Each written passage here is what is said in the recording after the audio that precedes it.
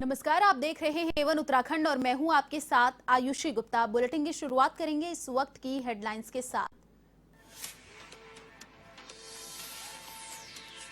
उत्तराखंड के हजारों छोटे व्यापारियों को सरकार ने दी बड़ी सौगात, ऋण की बढ़ाई सीमा अवधि। मुख्यमंत्री स्वरोजगार योजना अति सूक्ष्म उद्यम संशोधन 2021 का आदेश जारी।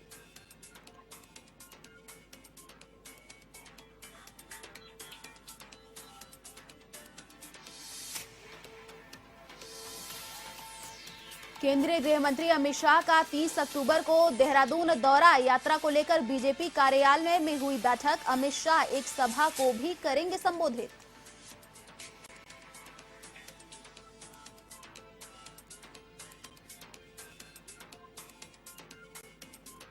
जम्मू कश्मीर में आतंकवादियों से लोहा लेते हुए बिमाट गांव के राइफलमैन विक्रम सिंह नेगी शहीद। पूर्व मुख्यमंत्री और गढ़वाल सांसद तीरथ सिंह रावत पहुंचे शहीद के घर। परिजनों को सांत्वना देकर हर संभव मदद का किया आश्वासन।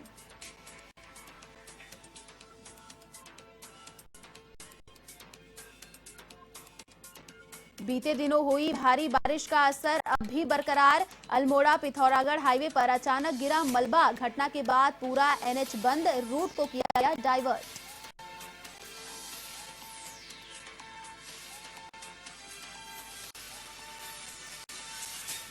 हरिद्वार के थाना पथरी क्षेत्र में एक व्यक्ति का शव मिलने से फैली सनसनी। पोस्टमार्टम रिपोर्ट आने के बाद होगा हत्या के कारणों का खुलासा।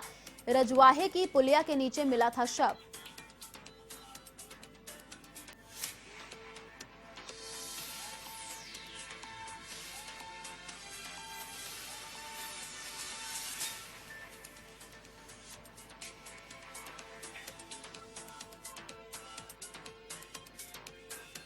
और अब खबरें विस्तार से। छोटे कामकाज करने वाले व्यापारियों को राज्य सरकार ने बड़ी सौगात दी है। आपको बता दें, मुख्यमंत्री स्वरोजगार योजना अति सूक्ष्म उद्यम संशोधन 2021 का शासनादेश जारी हो चुका है।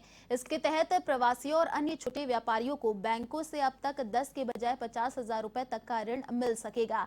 क्षेत्र विशेष के हिसाब से इस पर अनुदान का प्रावधान किया गया है। स्वरोजगार योजना के तहत अभी तक 10,000 रुपए तक ऋण मिलता था, जिसमें सीधे 5,000 रुपए का अनुदान सरकार देती थी।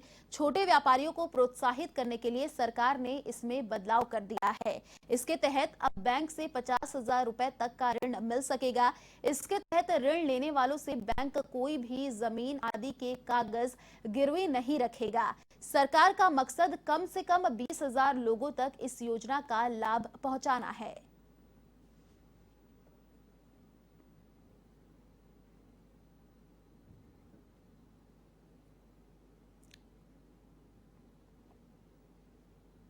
बीजेपी के पूर्व अध्यक्ष और देश के गृह मंत्री अमित शाह 30 अक्टूबर को देहरादून में आने वाले हैं। यहां पर अमित शाह एक सभा को संबोधित करेंगे और उनकी यात्रा को लेकर बीजेपी में जोर शोर से तैयारी शुरू हो गई है। पार्टी उनके दौरे को ऐतिहासिक बनाने के लिए लगातार कोशिश कर रही है। इसी को लेकर बीजेपी कार्यालय में बैठक बुलाई गई। इस बैठक में बीजेपी के कई नेता और कार्यकर्ता मौजूद रहे। बीजेपी की अमित शाह के दौरे को लेकर क्या तैयारी है, इन्हीं सब तैयारियों पर हमारे संवाददाता शैलेंद्र पांडे ने की बीजेपी के कैबिनेट मंत्री बंशीधर भगत से खास बातचीत। अभी हमारे साथ मौजूद हैं बीजेपी के वरिष्ठ नेता और यहाँ कैबिनेट मंत्री बंशीधर भगत जी। इनसे हम जानने की कोशिश करते हैं कि जो अमित शाह जी का दौरा होने वाला है उसको लेकर के पार्टी में किस तरह की तैयारी है। मंत्री जी, जो अमित शाह जी का दौरा हो रहा है, किस तरह की पार्टी तैयारी कर रही है?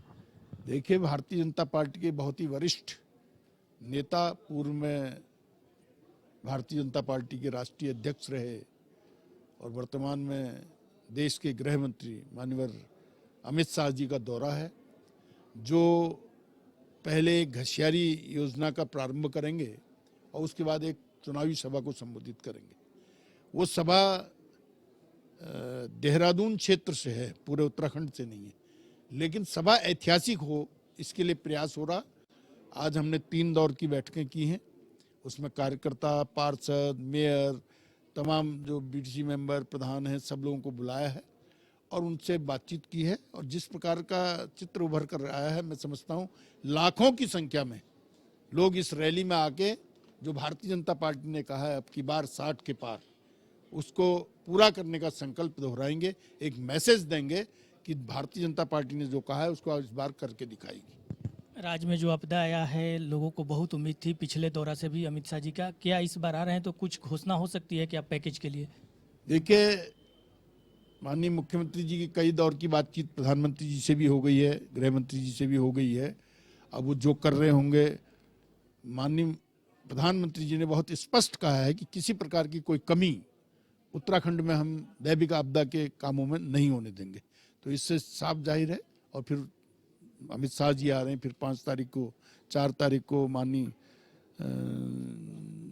प्रधानमंत्री जी आ रहे हैं। तो जो भी वो होगा ठीक होगा, बढ़िया होगा। लेकिन मैं ये कह सकता हूँ जो अभी तक किया है बहुत किया है।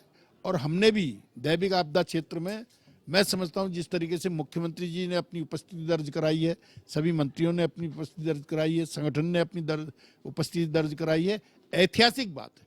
हर क्षेत्र में हम गए हैं, हर क्षेत्र का हमने नुकसान का आकलन किया है। किसानों की बहुत बड़ी क्षति हुई है, उनके भी फसलों का आकलन किया जा रहा है। पहले दौर पर हम सड़कों को खोल रहे हैं, बिजली पानी की व्यवस्था को ठीक कर रहे हैं। उसके बाद ये फसलों का क्षति का जो मुआवजा इत्यादि है उसको देखेंगे, उसको करेंगे। हर व्यक्ति तक भारतीय जनता पार्टी पहुंच करेगी, ऐसा हमारा मानना है। तो अभी हमारे साथ मौजूद थे कैबिनेट मंत्री बंशीधर भगत जी का, जिनका कहना है कि जो अमित शाह का कल का जो दौरा होने वाला है वह दौरा ऐतिहासिक होगा। इसके लिए पार्टी पूरे जोर शोर से लगी हुई है। कैमरामैन आजाद सिंह के साथ मैं शैलेंद्र पांडे, A1 टीवी, देहरादून। जम्मू कश्मीर के पूंछ राजौरी में आपको बता दें, आतंकवादियों से लोहा लेते हुए बिमांड गांव के राइफलमैन विक्रम सिंह नेगी शहीद हो गए, जिसके बाद पूर्व मुख्यमंत्री और गढ़वाल के सांसद तीरथ सिंह रावत शहीद के परिजनों से मिलने बिमांड गांव पहुंचे और परिजनों को सांत्वना देते हुए कहा कि इस क्षेत्र के वीर सपूत राइफलमैन विक्रम सिंह नेगी देश की रक्षा में अपनी आहुति देकर भारतीय सैन्य पराक्रम के इतिहास में अजर अमर हो गए। उनकी वीरगाथा को देश कभी नहीं भूल सकता और हम सबको उन पर गर्व है। इस मौके पर उन्होंने शहीद के नाम पर गांव में प्रवेश द्वार बनाने की स्वीकृति और शहीद के नाम पर रखे जाने वाली सड़क को तुरंत डामरीकरण करने का विश्वास दिलाया।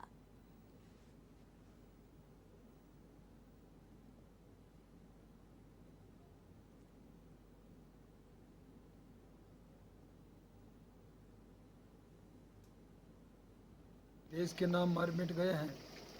जैसे रामपुर और हड़ी में दूसरे विक्रम सिंह नेगी, उसके यहाँ होकर आ रहा हूँ और उनको मैं श्रद्धांजलि अर्पित किया हूँ। मैं उनको नमन करता हूँ, सल्यूट करता हूँ कि ऐसे जवान जांबाज जो देश के लिए मर मिट गए। मरना तो हर किसी को है, ठोकर चलते चलते भी लगते हुए मर जाते हैं, नदी में जाकर मिल जाते हैं, ऐसे एक्सीडेंट में। लेकिन ऐसा जो केवल देश के लिए और उन पूरी तरह बर्फीली चोटियों में अपने को गलाते हुए और अन्य दिन लड़ते हुए तो उनके साथ शहीद होकर ऐसे मरना, तो वो देश का नाम रोशन किया है। देश का ही नहीं तो उत्तराखंड का और इस क्षेत्र का भी नाम रोशन किया है। चुनाव आते ही उत्तराखंड में राजनीतिक हलचल तेज हो गई है। बीजेपी के वो नेता जो कांग्रेस छोड़कर पिछले चुनाव में बीजेपी में शामिल हुए थे, उनकी पुनः कांग्रेस में वापसी को लेकर कई कयास लगाए जा रहे हैं। इन्हीं सब बातों को लेकर पूर्व मुख्यमंत्री और बीजेपी नेता विजय बहुगुणा से खास बातचीत की हमारे संवाददाता शैलेंद्र पांडे ने।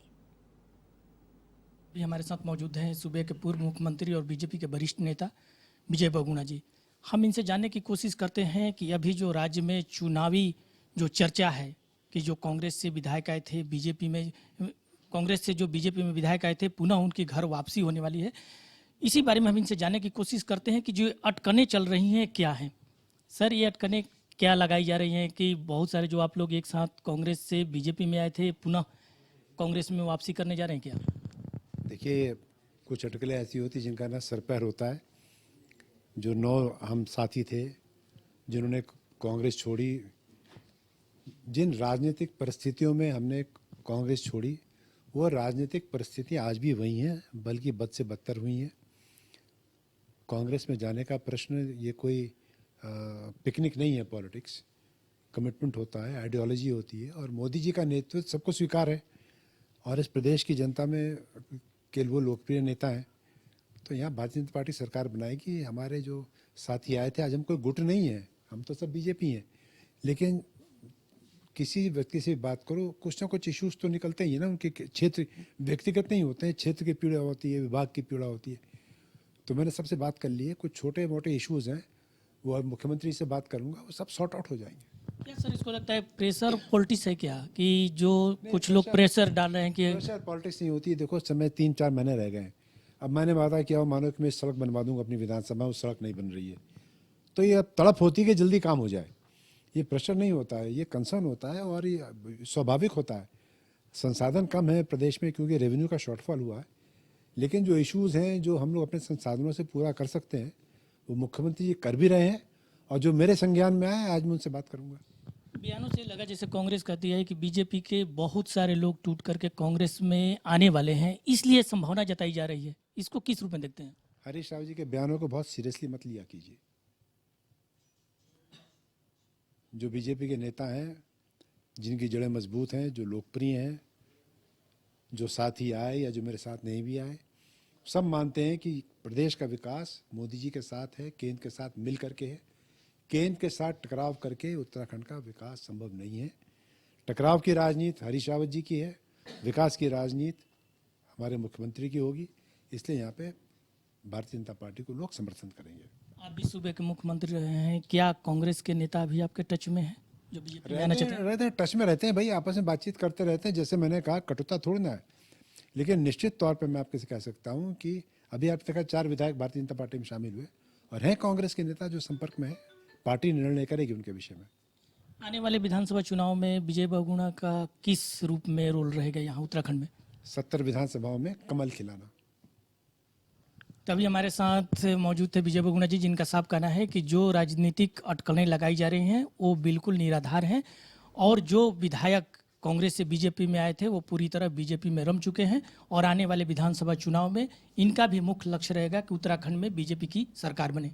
कैमरामैन आजाद सिंह के साथ मैं शैलेंद्र पांडे, A1 टीवी, देहरादून। देहरादून के वार्ड नंबर 34 गोविंदगढ़ में पीडब्ल्यूडी विभाग द्वारा कराए जा रहे मुख्य सड़क और नालियों के निर्माण को लेकर आ रही शिकायत पर कैंट विधायक हरबंस कपूर ने कार्यों का जायजा लिया और अधिकारियों की जमकर क्लास ली। आपको बता दें कि क्षेत्र में नालियों का कार्य काफी समय से किया जा रहा है, और इन कार्यों में गुणवत्ता की शिकायत पर विधायक अपने स्कूटर पर ही मौके पर पहुंचे, जहां उन्होंने सभी कार्यों का जायजा लिया और कार्यों में की जा रही ढिलाई को लेकर ठेकेदार को जमकर फटकारा।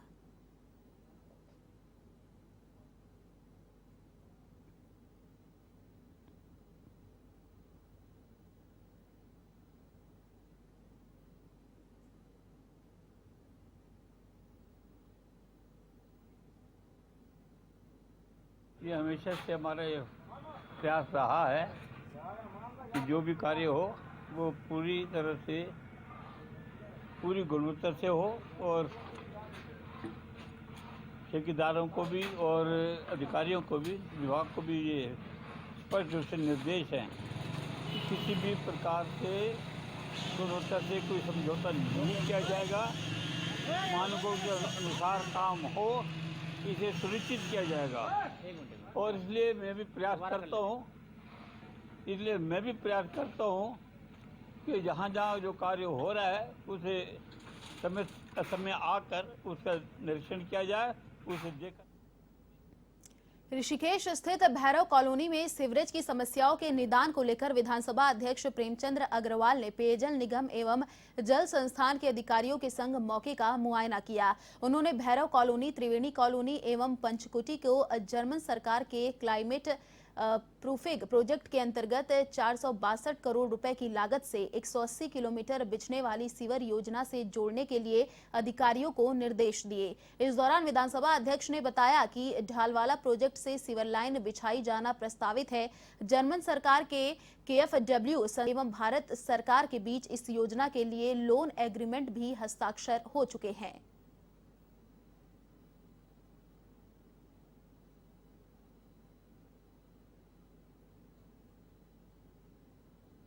इनका एक ही कहना था भाई यहाँ पे सिविल लाइन जो है वो जुड़नी चाहिए, और जो मेन लाइन है उसमें जुड़ जाए। पिछली बार ही हमने प्रयास किया था, हमारे अधिकारीगण यहाँ खड़े हैं, वो मेरे सामने हैं, उन्हीं को मैंने कहा था लेकिन इसके बावजूद ये लाइन जो है यहाँ दो हिस्सों में इन्होंने जोड़ने का काम किया। पहला हिस्सा इन्होंने जोड़ा KFW का, जो मेरा पूरा यहाँ से लेके पूरा ऋषिकेश और नगर निगम का वो क्षेत्र जो कभी नहीं जुड़ा, या ग्रामीण क्षेत्र जो उसमें जुड़ा है, ये लगभग 462 करोड़ की योजना, 180 किलोमीटर की योजना, जो जिसका DPR तैयार हो रहा है आजकल। और कंसल्टेंट जो जर्मनी के हैं वो इसमें 2 जर्मनी के कंसल्टेंट आ चुके हैं, वो इस पर काम कर रहे हैं। जैसे ही उनका ये विषय पूरा होता है तो इसमें हम काम शुरू कराएंगे। पिछले दिनों आई आपदा से जनपद में जहां आम जनजीवन पर बड़ा प्रभाव पड़ा है, वहीं सरकारी संपत्तियों को भी भारी नुकसान हुआ है। अगर बात करें अल्मोड़ा जनपद की 11 विकास खंडों में, तो ग्राम विकास और पंचायती राज विभाग का मनरेगा और पानी सहित अनेक सरकारी संपत्तियों का 56 करोड़ 30 लाख का नुकसान हुआ है। जिला विकास अधिकारी ने कहा कि वर्तमान में आई आपदा से जनपद के सरकारी संपत्तियों को भारी नुकसान हुआ है, जिसका आंकलन विभागों द्वारा किए जा रहे हैं।